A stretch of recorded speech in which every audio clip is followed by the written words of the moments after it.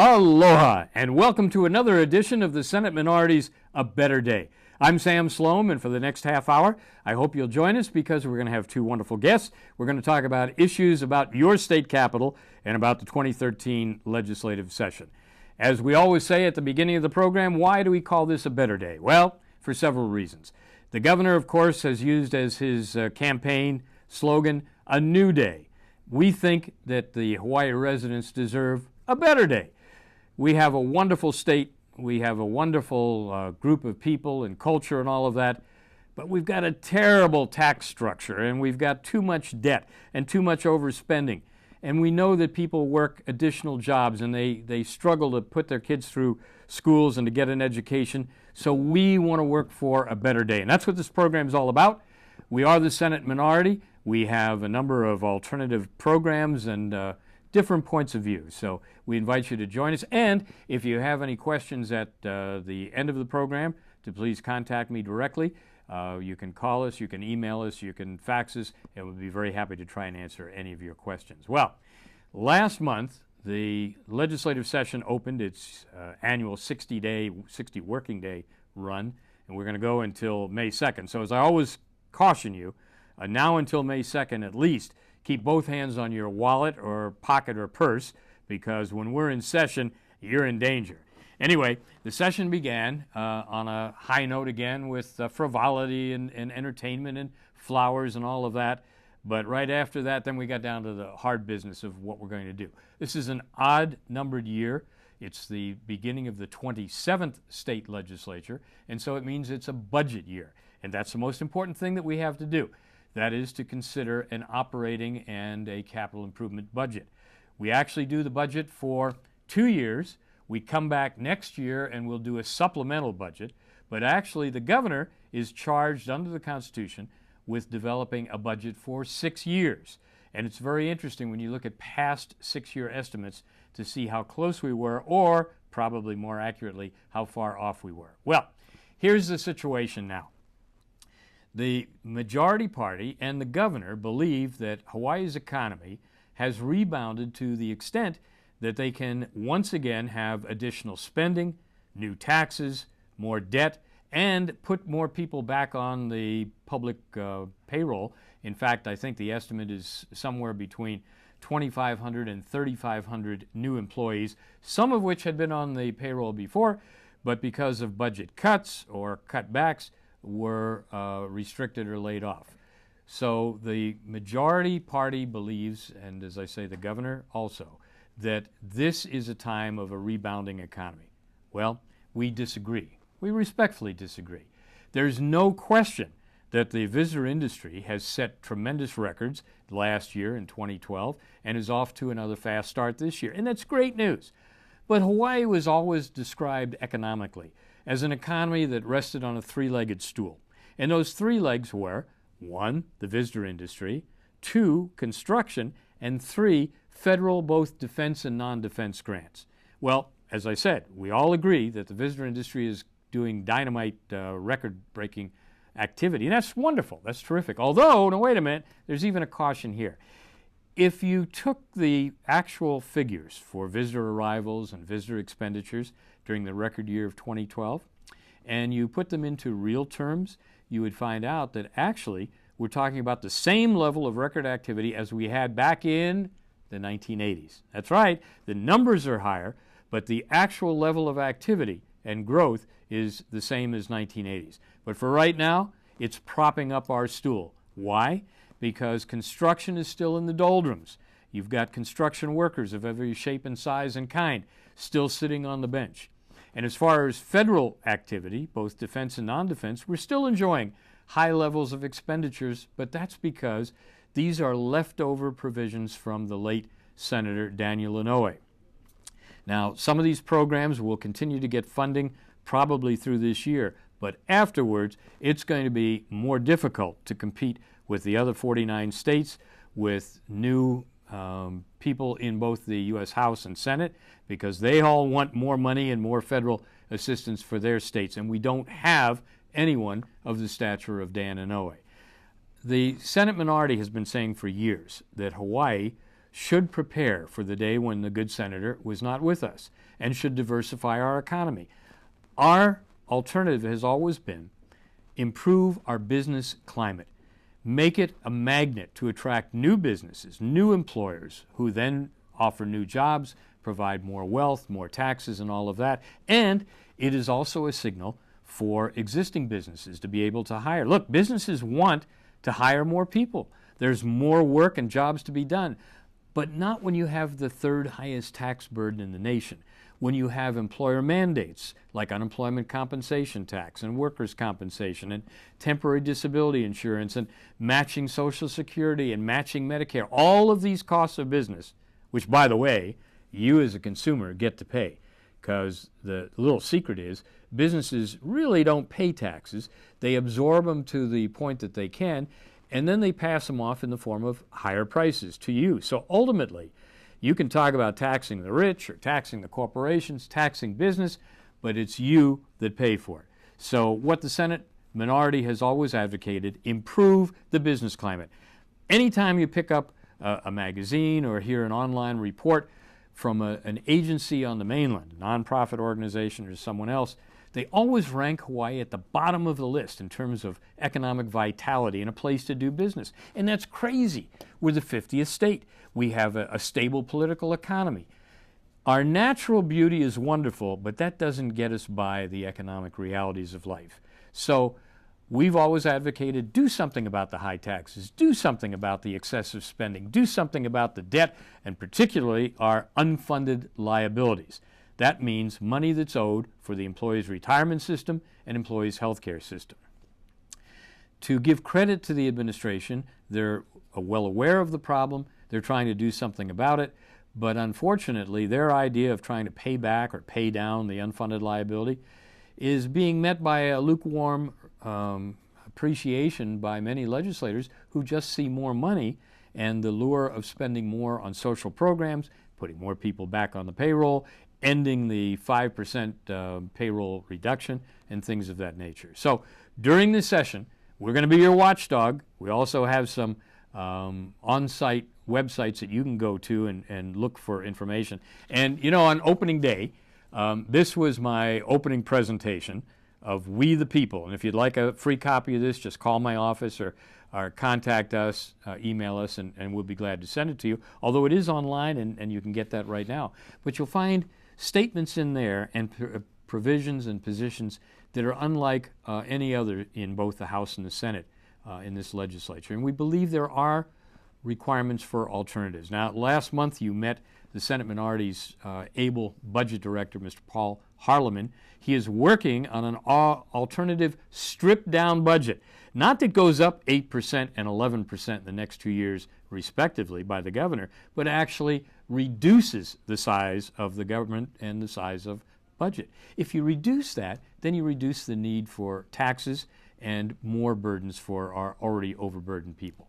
Well, that's just an overview of all the things that are going on. We'll talk about some specific issues and where we stand in just a moment. But I'm really pleased to introduce our special guest for today.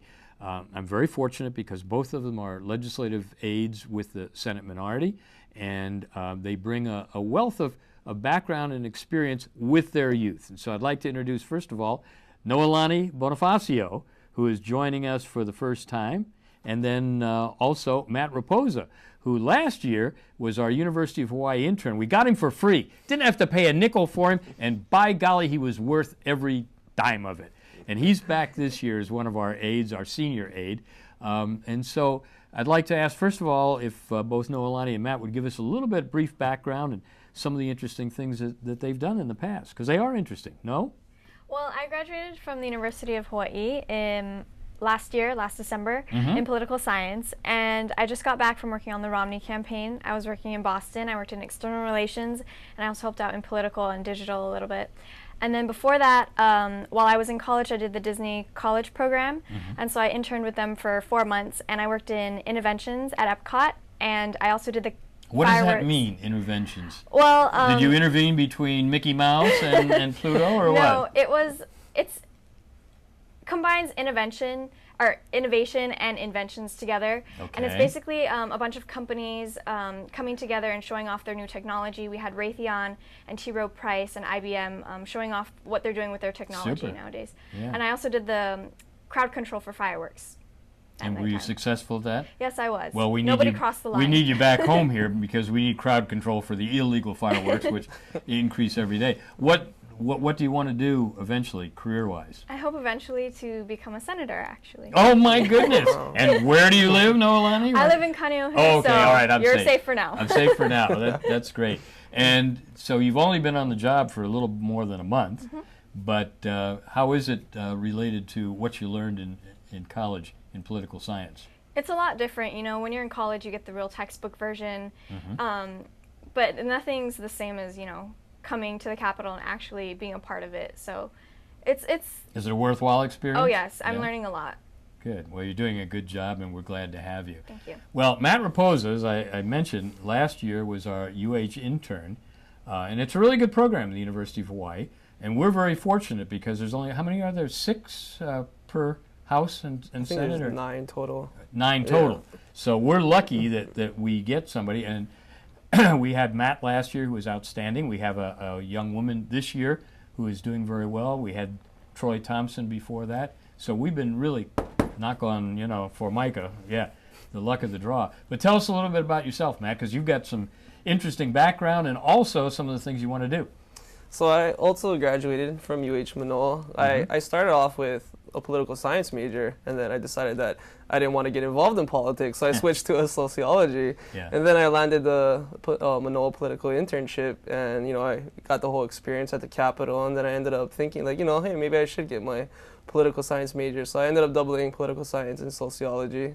Landed the internship. It was, you know, more than what I expected. I honestly didn't have any expectations, to tell you the truth, because I didn't know what I was getting myself into. Well, then you weren't disappointed. No, I wasn't. No expectations, right? But it was a great opportunity, and then here I am back again, second year. So. Well, what surprised you the most last year, your first year, as an intern?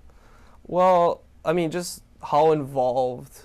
You know, you are on all, what are we in, 16 committees now? This year, yeah. Yeah, so I mean, just the involvement of the office. Like, I didn't think that, you know, we would be seeing all the constituents, you know, meeting with other senators. I thought I was just going to be in the back, you know, reading bills all day, but you have us, you know, working with everybody, you know, just learning about the bills, meeting new people. So it's just been so much more of a, fulfilling experience, just, you know, being around the Capitol, meeting the governor, dunking the Senate president last year. Yeah, that's right. Yeah, we had the then Senate President Shan Satsui, now Lieutenant Governor, and he was in the dunk tank for charity. I have a rumor, though. I heard a rumor that you really didn't play fair. That you didn't throw from behind the line. Well, do the Democrats play fair? So. Well, he took it in good stride, and look, it launched him on his career now as Lieutenant Governor. He may be in the Congress next. What was your biggest disappointment here? Just, I guess, even though everybody's friendly, you know, it's just the Democrats, you know, it's all one-sided in the end. Like, you know, they want your help, you know, they respect you, obviously, but I think in the end it's just when push comes to shove, you know, they don't really listen to what we have to say, you know. Like, I think our voice is so small, but I think having our voice is better than, you know. Than the alternative? Yeah. No voice? Yeah, no. Well, and let me say, and let me make it very clear, I mean, in all fairness, I've always been treated very well by the majority. I've outlived 5 presidents so far, still here, and they've been very good in terms of providing us with information, all that. Although I don't get to go on the majority retreats, you know, so I don't get to get the really good food and things like that. I think that most legislators, and regardless of party, you know, most legislators are trying to do the right thing and trying to do well. The problem is, and one of the reasons I've always supported and still do, term limits. I think when you hang around here long enough or too long and you're in elective office, you get really comfortable with some of the perks and some of the ways things are treated. Now, you know, and maybe our viewers, some of them don't know, our office is different from any of the other offices here. First of all, in that my door is always open. I've never closed my door in 16 years here in the Senate. And secondly, in terms of staff, as you all well know, titles don't mean anything.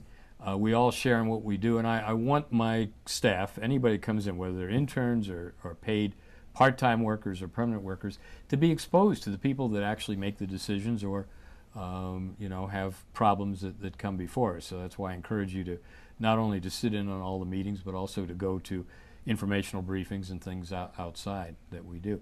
Noelani, how about you? Did you have any expectations in coming? Well, first of all, I was really impressed that you called me back when I submitted my resume. I was expecting, an office manager or somebody else to call me. So that really impressed me. And as far as expectations, like Matt said, I didn't really expect to be sitting in on a lot of the meetings. I expected to stay at my desk and be working on something on the computer. But it's been really exciting to get involved and to listen to the different departments and how everybody wants different funding for their programs, and so it's been really interesting so far. And that's a good point. And of course now in February we're just getting into the heavy committee hearing schedule, and then we'll have at the end of the month or beginning of March have our first crossover, and we'll see how many bills survive, because as usual at the beginning of a legislative session you've got several thousand bills that are introduced, but everybody says that their program or their activity is number one, right? Is the greatest priority.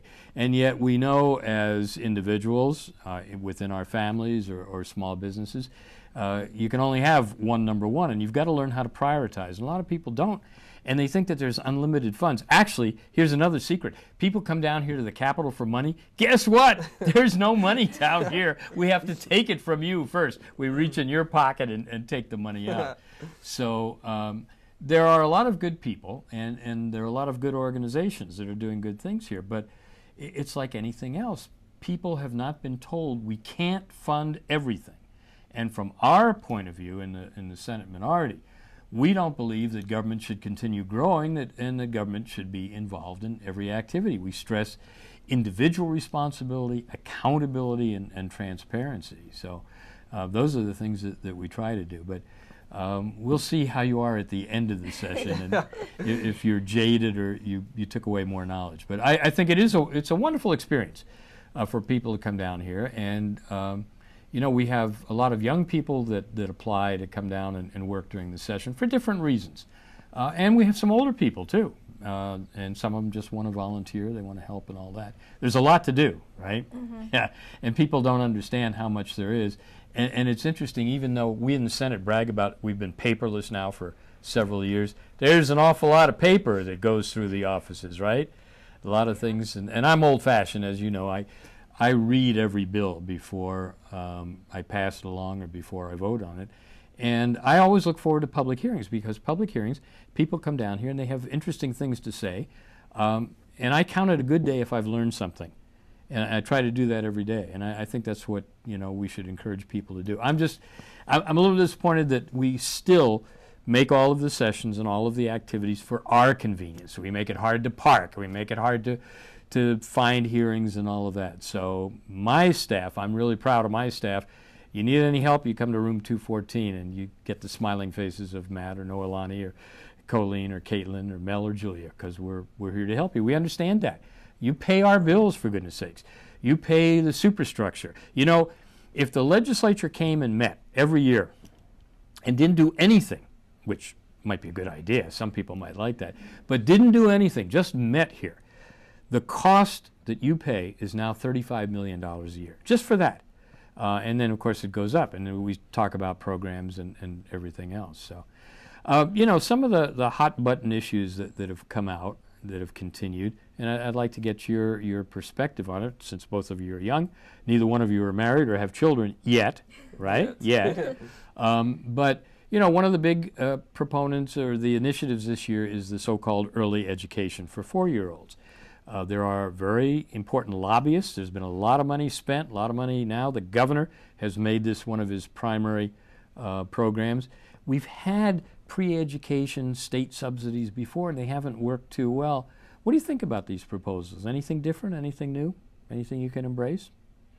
I personally don't care for the Why? idea, because I believe that it's a parent's responsibility to teach their kids some of their stuff, and one of the governor's arguments is that we need to prepare them to enter into kindergarten, but I believe that a parent needs to take responsibility and teach their kids certain things, like, ABCs, simple stuff, and my mom's a teacher, and you'd be surprised how many times she has a child who doesn't learn how to say please or thank you, really simple things. And I think parents need to take responsibility in the education of their child. And if a parent isn't involved in the education of their child, there's only so far that child can go. So I think it's really important that the parents get involved in helping to teach their children. Matt, you have any perspective? I think a lot of people are pushing these bills, though, because they feel like, you gotta get the kids while they're young. Like a lot of these parents, maybe they're so stuck in their ways that they figure like, oh, we can't change the parents' viewpoint. So maybe if we put in these laws, these bills for these kids, we can get them while they're young. But to touch on what Noe said, in the end, it's not your kids. It's it's it's the parents' kids. So I don't know where we stand and what we can do. But I mean, I think. The preschools are good for the parents to put them in, but I don't think we should regulate and force them. I think no regulation is good regulation, right? Because we have too much regulation as it is. So I'm not really for the whole preschool thing. Well, the interesting thing, and those of us that raise any questions at all, and it was interesting because in the governor's State of the State speech, he said, first we should ask the questions. Well, we do. We ask the questions. Our problem is we don't too often get the answers. But the real question is, why are we doing this, for 4-year-olds? And the backers of this proposal will tell you, they don't want to stop at 4-year-olds. They want to go to 3-year-olds, 2-year-olds, 1-year-old. If we didn't have these resources now, that might be one thing, but we do. We have preschool activities. It's that the people that want it or think that it's important or that use it because they're out working 2 or 3 jobs, they pay for it. What this proposal simply does is transfer the payment or the funding mechanism from individuals to the taxpayers as a whole. And the early estimates for just the start of this program is $32 million a year. That's on top of all the other things we have. So it's interesting. It will get a full debate during the session. Of course, now in the early days of the session, what's gotten the most publicity? Legalization of marijuana, right? Gambling. Gun laws. Gun laws, death with dignity, physician-assisted suicide. To me, all of these things, while they may be important, and we certainly could discuss them, they really divert our attention from the financial issues. And the financial issues are that we actually fell off the financial poly several months ago. And we've got very serious concerns here. And I think a lot of people are in denial, or their eyes gloss over, when you start talking about budgets and things like that. But you've got to understand that because it's your money. It's not like I say, the government has no money. The government doesn't have anything. And yet they're making more proposals, and to go with that, to fund these proposals, they want more taxes. You were talking about parental responsibility. That brings me to one of my favorites, the thing that the governor introduced 2 years ago, and he's been pushing, and he's pushing again, the so-called sugary beverage tax. First of all, it's very interesting. We used to have a major industry here. It was called the sugar industry. We destroyed that. We destroyed the pineapple industry, and now we're going after the last vestiges of sugar in beverages, including locally made beverages that contain sugar, with the idea that, it's because of those poor little obese children, and we should do something about that. What about the parents? And what does this tax do? Is it going to make the little obese children less obese? No, probably not. It's just going to add costs, again, in a regressive way, to the people that can least afford it. So I know it'll be a heavy thing to debate again, but thank God we don't live in New York City where Mayor Bloomberg tells you, what you can eat, what you can drink, no more salt, no more big sodas, nothing like that. But that's, we laugh about that, and yet that's exactly where we're headed. Hey, you, Matt, you have an interesting career path, though, that you're interested in. Share that with us. I don't know if I should be saying this on TV, though, because... Well, might do you good, might do you harm. But, yeah. Well, I was, aspiring to be an FBI agent.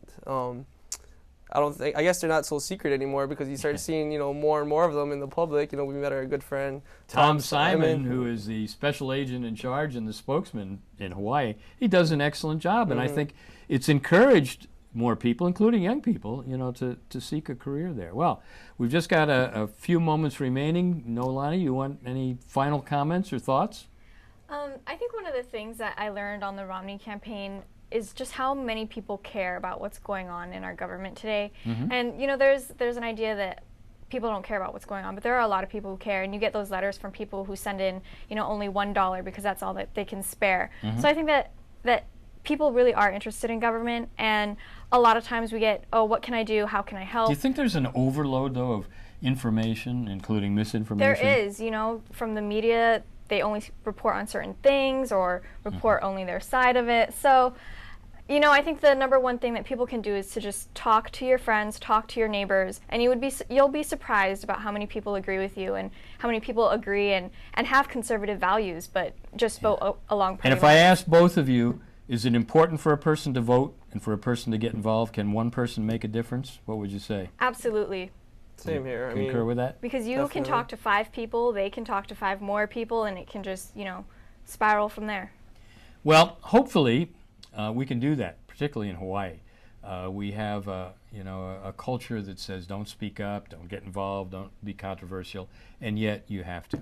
Well, I want to thank my special guests, Matt Rapoza and Noelani Bonifacio, 2 outstanding young people, and you can contact them. Contact me during the session. By all means, if you need information about when a hearing is or the status of a bill, let us know. And if we can help you in any way, my business card says State Senator. So if you're watching from Ka'u or Lihui or Molokai, anywhere else, give us a call, because we understand that we're here to serve you. And our overall objective is to make things better for you so that, in fact, all of Hawaii can enjoy a better day. Aloha, and thank you for joining us.